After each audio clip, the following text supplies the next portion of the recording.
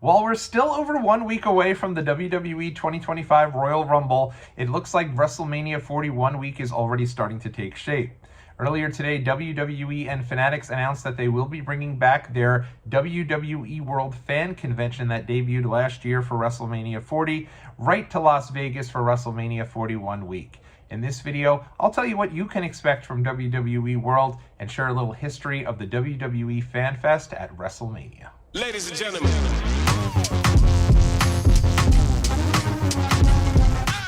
What's up, world? It's your boy Tommy on the spot, and I'm a wrestling creator here in Long Island, New York. Thanks so much for checking out the video.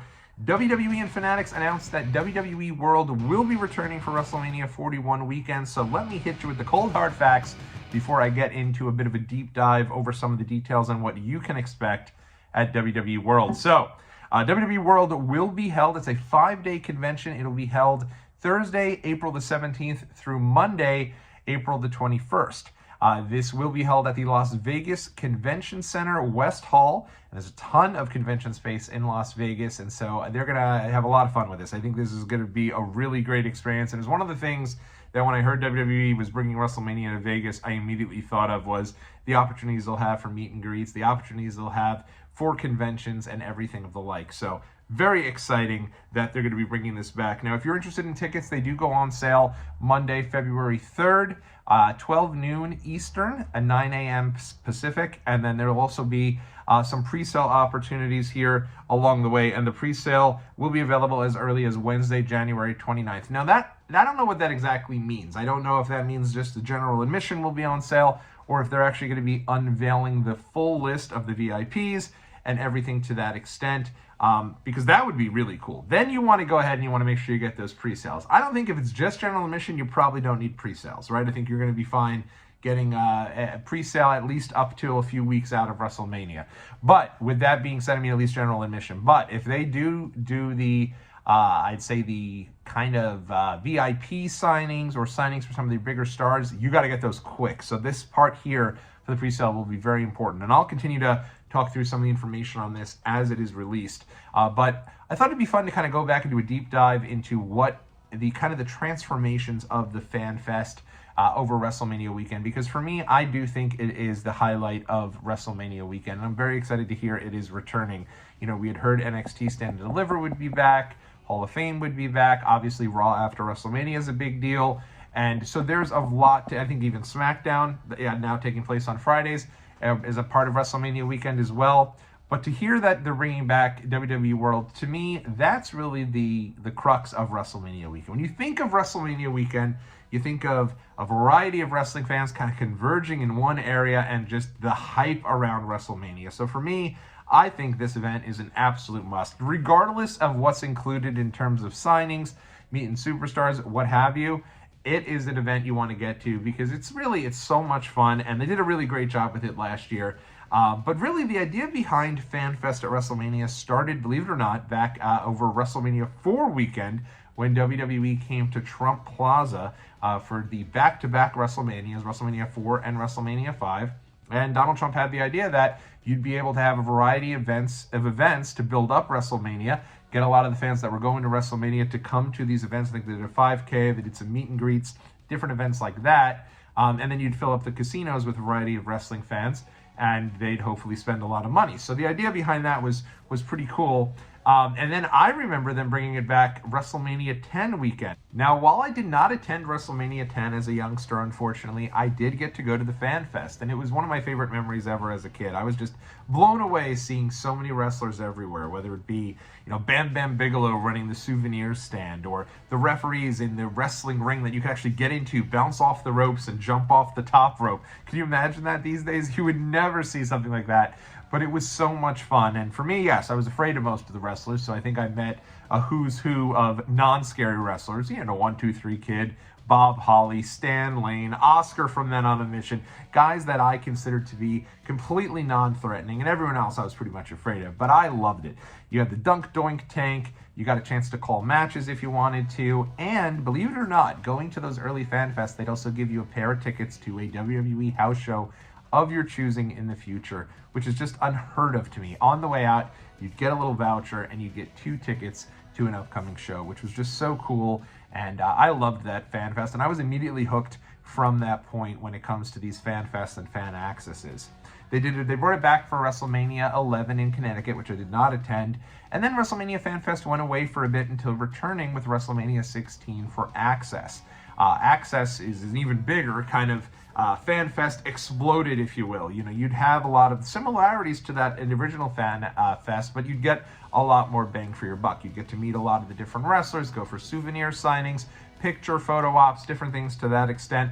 And Access would be on and off, continued really until 2019. And I think in 2019, they actually mastered Access, because the biggest knock on Access and of the WWE Fan Festival is that you really wouldn't meet too many people. You know, you'd go there for a 4-hour session. You could be online for 2 hours to meet, let's say you wanted to meet Kane, and then you get all the way up to the top and you'd be ready to meet Kane, and then maybe Kane would leave and he'd be replaced with like the Highlanders.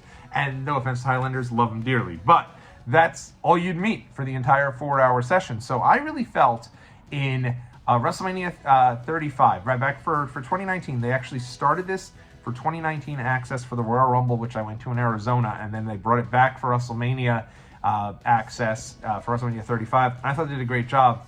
You'd have different stations set up with about 3 or 4 different wrestlers. So you'd get up to go do an autograph signing, and you'd meet like maybe you'd meet like Ivory, Heavy Machinery, Sami Zayn, and Ludwig Kaiser from NXT. But you'd get a lot for your buck there, and you'd feel like you'd meet a variety of different people. And then what they also had was photo ops. So if autographs really weren't important to you, you can just go into photo op stations, which moved very fast. And again, each one of those stations, you'd get to take photos with like 3 or 4 different wrestlers. It was really a great deal.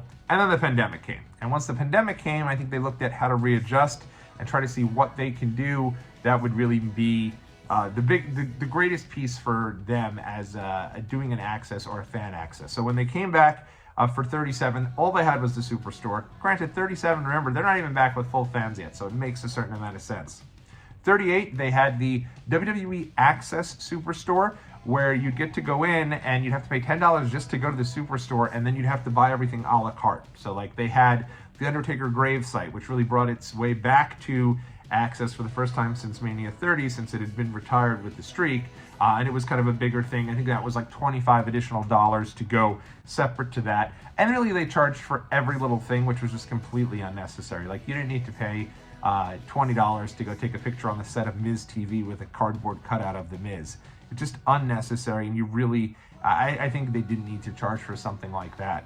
WrestleMania 39, this is when WWE started to outsource all of their autograph signings with a company named Fitterman Sports. So they had no fan access. It was just the Superstore with a couple of VIPs in the back. We did this for Bianca Belair and met her through that, which was kind of nice, but it was really kind of lame that there was no actual fan fest. So that leads us to last year, WrestleMania 40, WWE World, and I was able to go to WWE World. I did not go to WrestleMania proper. I will at some point go through my my kind of experience as to why I did not go to WrestleMania 40. But in all honesty, a big reason why is because I went down to WrestleMania 40 WWE World, and honestly, I had such a great time that I felt like I got my WrestleMania fix. I was able to go with my daughter. My mother came with me to kind of watch my daughter as well and to kind of keep an eye on her and go through all the different pieces. And I really think for what you got at WWE World, it was absolutely worth it.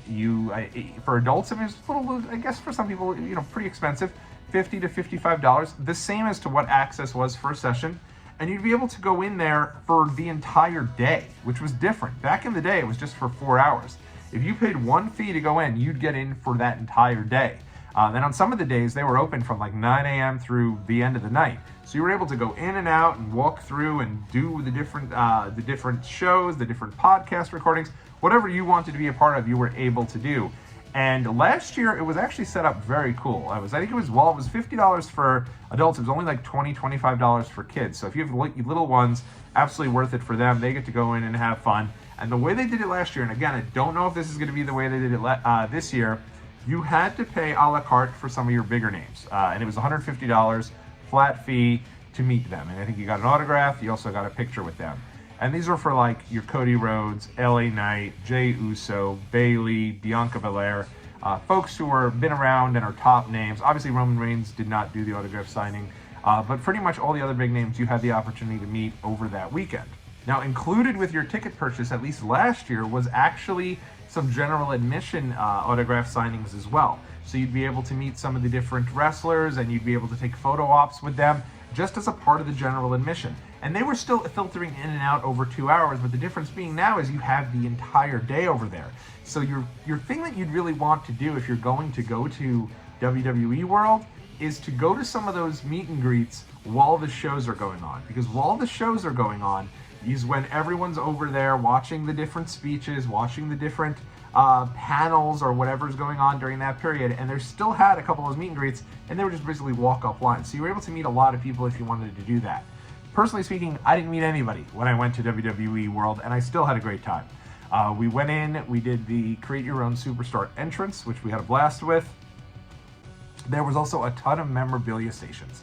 So we were able to go in, they had like a world title belt hall where you're able to go look at all the titles. They had an Attitude Era room, a WWE Hall of Fame room, photo ops with the Wyatt House, with the Firefly Funhouse, photo ops with the head of the table. If you wanted to kind of recreate that scene with Roman Reigns and Paul Heyman, you can do that and you can sit at the head of the table. You were able to also do like little fun types of photo ops where you were able to put your face in the face of the WrestleMania poster, which I thought was really cool. There was also a kids center, so my daughter was able to go get her face painted, play with, do bowling, different things they had there, which I thought was really well done and I thought was a lot of fun. So at the end of the day, I loved it. I really thought this was well worth it, and it got a lot, for me at least, in that piece I talked about. You know, everybody who was going there was going to WrestleMania, except me, I guess.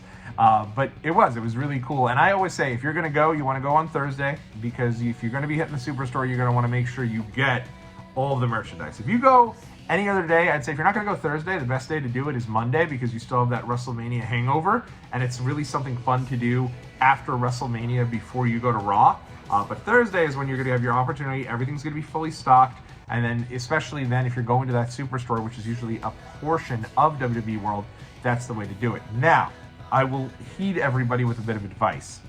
I don't know if WWE and Fanatics have changed the way they've done this. I do know for the Royal Rumble, nobody is free for an autograph signing or a photo op. Every single person there, different pricing, different scenarios, but like for a photo op with Apollo Crews, it's like $30, right? And Apollo Crews he's not really on TV that often, but you've got to pay to meet Apollo Crews. So I do not know if every single one of the meet and greets is going to be pay a la carte, or maybe you will get some opportunities for photo ops and autographs like you did last year. But last year, I mean, you could have met Ricochet, Jade Cargill. There was a variety of folks that if they as long as they were not at the top of the card, they were included with that general admission purchase for the entire day. And one of the big things about WWE World is you normally also have your panels. So they had a sit-down interview with Cody Rhodes. The Rock made an appearance, and he gave a little speech. It took 2 hours to get there, but he got there. They did the Slammy Awards. WWE The Bump had their show broadcasting when that was still on the air, broadcasting live from WWE World. And they had a variety of podcasts that were also being recorded. The Michael Kay Show for ESPN was recorded right there. Pat McAfee did 2 full hours leading into WrestleMania on that Friday, and 2 full hours coming out of WrestleMania, all broadcast live from WWE World. So to that extent, if you're into that stuff, you're into live podcast recordings, you're into live shows, this is the thing for you to do. And honestly, you could even buy a full weekend pass, at least you could last year, which was like $200 or so, and you got to just go in and out of there as many times as you want throughout the weekend. So that was really the place to be for all fans. If it wasn't a show going on at the time, that's kind of where you hung out. And so it was really a great experience, and I, for one, am very excited to see how WWE World does as it returns to Las Vegas. To be determined if I will be there for it. We're looking into it. It's a little tough because it does fall right on Easter Sunday, WrestleMania this year, so that makes things tough from a family perspective. But we're looking into it, we're considering it, and I'd say probably about 50-50 right now if this is something we decide to do. But if you have any questions about WWE World, any questions about Fan Fest, different things to that extent, let me know in the comment section below. But WWE World is officially returning for WrestleMania 41 weekend, and tickets are going on sale as early as next week. It's officially that time of the year, the most exciting time to be a fan of WWE. Let me know what you're thinking about it and how you're feeling in the comment section below. I'll catch you all in the next video.